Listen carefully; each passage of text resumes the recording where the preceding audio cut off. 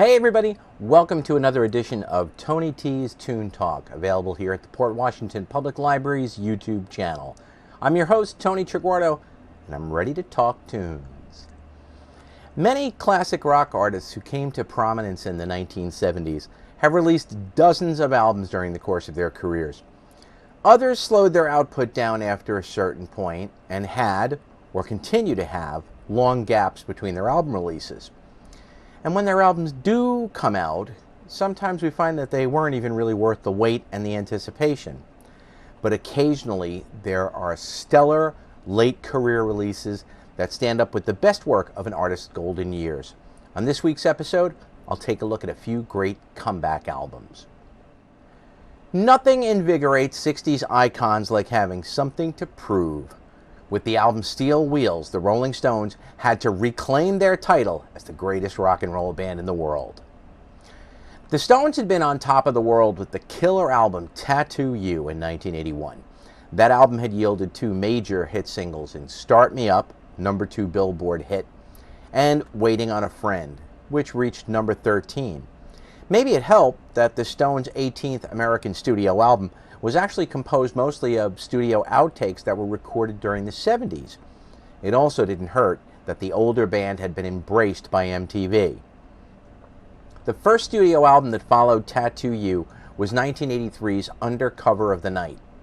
This album could not, under any circumstances, be considered the Rolling Stones at their best. The making of Under Cover was an arduous process, largely because Mick Jagger and Keith Richards' famous mid-1980s feud began during these sessions. Jagger had been keenly aware of new musical styles and trends, and he wanted to keep the Rolling Stones current and experimental. Keith Richards was more focused on the band's rock and blues roots. As a result, there was friction, and the tension between these two key members of the band would only increase over the coming years. Another factor that was causing friction was the fact that Richards had emerged to an extent from his self-destructive lifestyle of the previous decade, and he was seeking a more active role in the creative direction of the band, much to the chagrin of Mick Jagger, who had been enjoying nearly a decade in relative control of the Rolling Stones. By the time their album Dirty Work was released in 1986, the Rolling Stones were in turmoil. The two principal songwriters, Richards and Jagger, were at each other's throats. Almost all the band members had spent the previous several years working on solo albums and side projects. Guitarist Ronnie Wood, drummer Charlie Watts, and bassist Bill Wyman were often absent from the studio during the recording sessions. Since it was rare to find all five principal members together at the same time, a large number of guest musicians appeared on the album. Mick Jagger had released a mediocre solo album called She's the Boss, and Keith Richards' bitter public baiting of Jagger suggested that this particular duo might never again productively meet. The completed Dirty Work album sold well, reaching platinum or gold status in several countries, but could only be described as a critical flop. In fact, the most common terms found in reviews for the album were words like uneven, uninspired. Rolling Stone magazine, in one of the reviews that didn't completely slaughter the album, called it a Stones album for the yuppie era, defining and defying the complacent nastiness of the mid-1980s. Meh.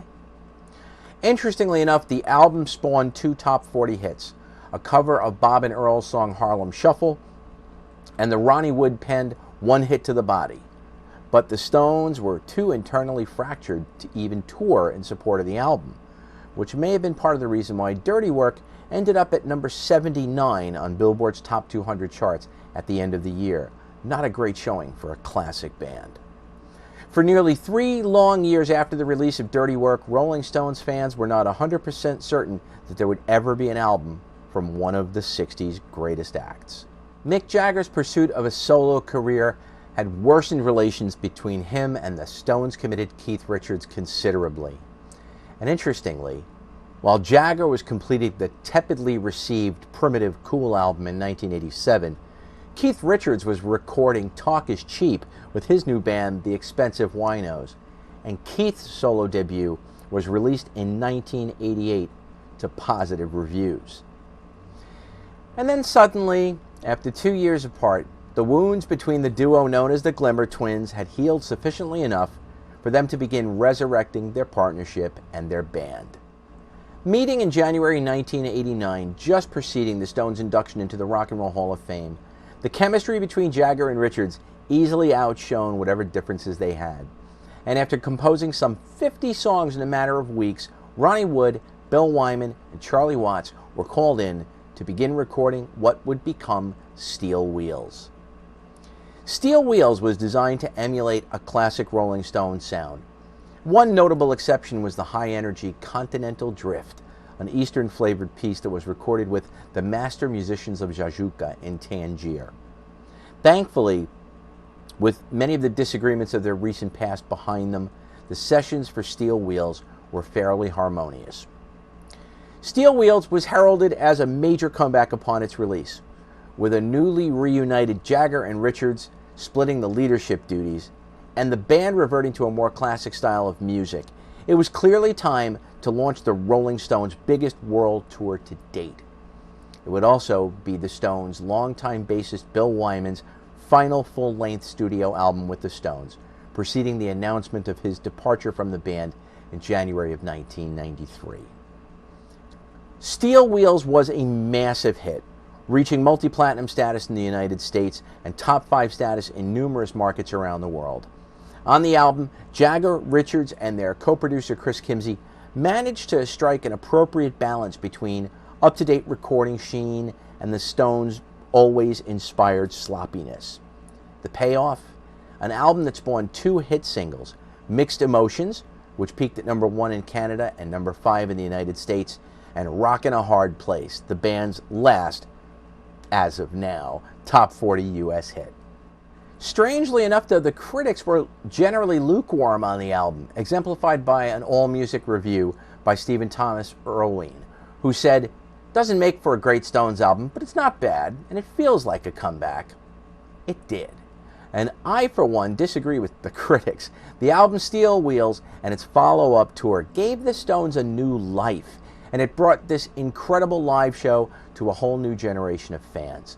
A generation that the band could add to its pre-existing legion of fans, and who it still holds tight to as the band heads towards its 60th anniversary. Now, when your most prolific writing partner of your 25-plus year career in music thinks that an album that you wrote together is the worst of your collective career, well, that has to say something about its quality. And that was what lyricist Bernie Taupin's take was on Elton John's 1997 release, The Big Picture. While the album was a platinum seller in the US and reached number 9 on the Billboard sales charts when it was released, it didn't even register on that magazine's charts of the top 200 albums of the year. 4 singles were pulled from the album worldwide, but the only track to really retain any recognition years later is the song Something About the Way You Look Tonight. But that song's success may mostly be the result of its inclusion on the single of Elton John's re-recording of Candle in the Wind. Rewritten as a tribute to Diana, the Princess of Wales, the song was emotionally performed by Elton John at her funeral. The release of the studio recording of that version would result in the second biggest single in the history of popular music after White Christmas. After Big Picture was released, Elton John focused on soundtrack work.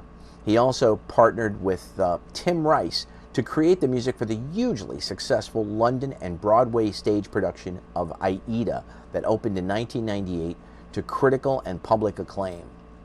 But Broadway wasn't rock and roll, folks. And aside from a few new songs scattered on greatest hits collections and box sets, there was no new rock and roll music to be had from Elton John for a while. The artist, who had begun his career by releasing 4 albums over the course of 18 months, went from 1998 to 2001 without releasing a new album. But when that new album finally did arrive in October of 2001, it was well worth the wait. With Songs from the West Coast, his 26th studio album, Elton John had returned with much success to his piano-based musical roots. For this album, Elton collaborated once again with his longtime lyricist Bernie Taupin. Interestingly, the album marked the first time in the duo's 30-plus year-long collaboration that they had actually written together in person. Longtime drummer Nigel Olsson, who had played on all of Elton's fine early 70s recordings, returned to the Elton John band full-time. Stevie Wonder, who had previously worked with Elton on the songs I Guess That's Why They Call It the Blues and That's What Friends Are For, played harmonica and clavinet on Dark Diamond. Paul Buckmaster, the conductor and arranger who had given so much to classics like Your Song and Tiny Dancer, was back to handle the horns and strings. And guitarist Davy Johnstone, who had been by Elton's side almost without interruption since 1972, was back on guitar and vocals. And when his voice was blended with Nigel Olsson's, it created the familiar sound that made Elton fans and critics sit up and take notice. In an interview with John Wiederhorn in 2001, Elton revealed that the album was recorded using analog tape as opposed to the much more common digital format. This technique, he believes, made the voices and the instruments sound warmer. The song I Want Love was the first single to be released from the album. The song reached number 7 on the UK singles charts, number 110 on the US Billboard Bubbling Under charts, and number 6 on the adult contemporary charts. It also reached number 9 in Canada and was nominated for a Grammy Award. This Train Don't Stop There Anymore and Original Sin also became hit singles. None of the songs from the album hit the Billboard Hot 100 in the US, which froze Elton John's record of 31 years with at least one song in the Billboard Hot 100 every year, and 30 years with at least one in the top 40. But the reality might have been, quite simply, that no Elton John album was going to burn up the charts in the early 2000s. And despite the low chart numbers, Songs from the West Coast was warmly received by music critics and Elton fans. AllMusic's Stephen Thomas Erlewine, once again, commenting that it was the best album Elton has made in years. Barry Walters of Rolling Stone wrote that Back to the Roots album by artists rarely work, but John was able to make it work on Songs from the West Coast. Hey, in my opinion, any fan of early Elton John albums like Honky Chateau and Don't Shoot Me, I'm Only the Piano Player needs to give Songs from the West Coast a listen.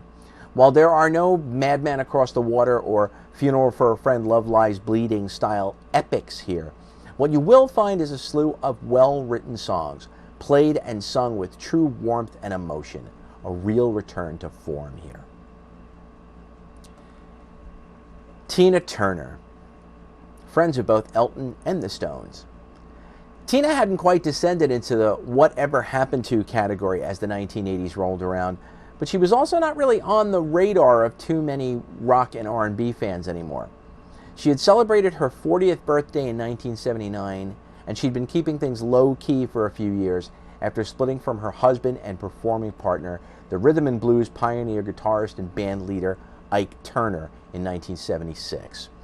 She divorced him 2 years later in 1978, and after that, her future was uncertain.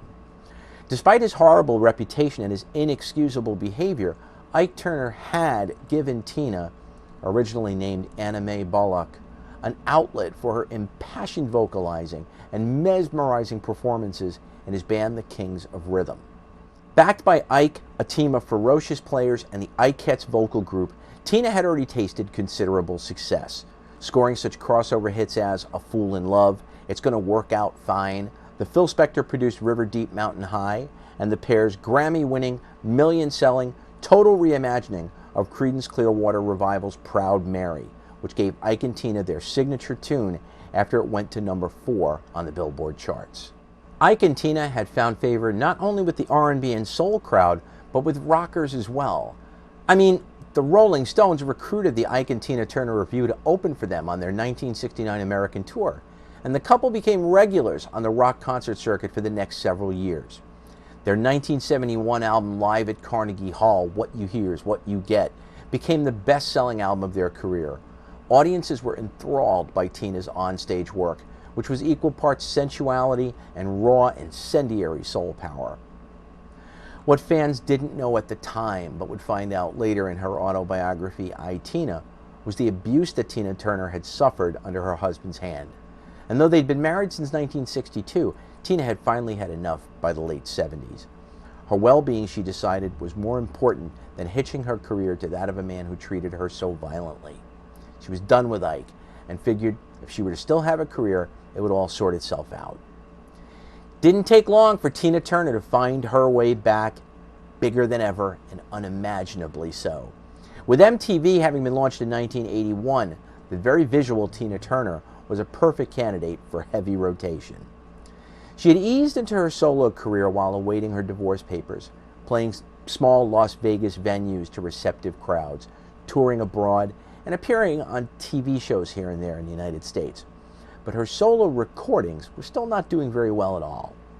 So when her new manager advised her to re-envision and refashion herself as a rock star as opposed to a traditional soul singer, Tina Turner agreed.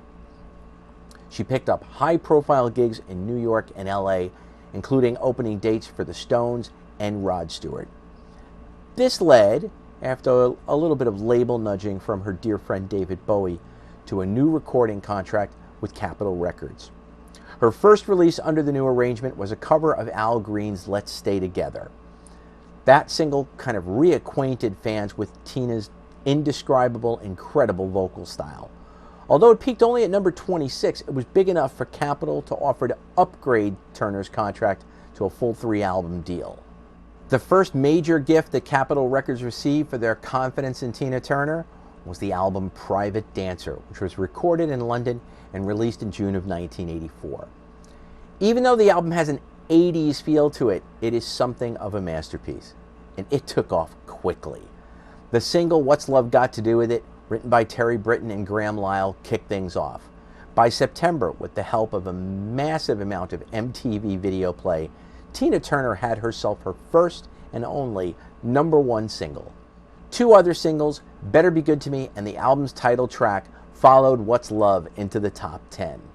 The album Private Dancer, meanwhile, climbed to number 3 on the Billboard album charts, where it lodged for 11 solid weeks. Eventually sold over 20 million copies worldwide. The album also won in 4 of the 6 categories for which it was nominated at the 27th Annual Grammy Awards for 1984. Tina Turner attained superstardom in the 1980s that far surpassed what she had achieved with her ex-husband. Her tours were sellouts, and she took home an NAACP Image Award for her role in the film Mad Max Beyond Thunderdome. In 2012, What's Love Got to Do With It was inducted into the Grammy Hall of Fame, giving Turner her 3rd Grammy Hall of Fame award. I hope you've enjoyed looking at some of rock and roll's great comebacks. There are many more for us to explore in future episodes of Tony T's Tune Talks, but that's all we have time for right now. Until next time, please remember that the amazing music that's been discussed here today can be found on the streaming services available through your local public library. Thanks for watching. Happy listening.